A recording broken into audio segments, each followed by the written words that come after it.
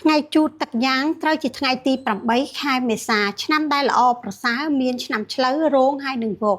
និងអ្នកដែលត្រូវការធាតុទឹកកាន់តែល្អប្រសើរយើងឃើញថាធាតុទឹកមកទាំងរាសីមេឃហើយនិងរាសីដីចំពោះឆ្នាំដែលគួរតែមានការប្រុងប្រយ័ត្នបង្ការការពារមានឆ្នាំមមីធាតុភ្លើងវ័យ61ឆ្នាំនិងមមីធាតុដីវ័យ49ឆ្នាំទិសដែលយើងគួរតែប្រុងប្រយ័ត្នក្នុងករណីយើងចង់ជួសជុលស្វាដំបុកគ្រឹះមានទិសខាងត្បូងចំពោះតារាសាស្ត្រល្អចូលមកក្នុងទិសខាងជើងឈៀងខាងកើត45អង្សាក្នុងករណីដែលយើងចង់ចាប់លៀបយើងអាចដុតទៀន9ដើមបានម៉ោងដែលធ្វើទៅល្អប្រសើរចន្លោះពីម៉ោង9ព្រឹកទៅដល់ម៉ោង11ថ្ងៃត្រង់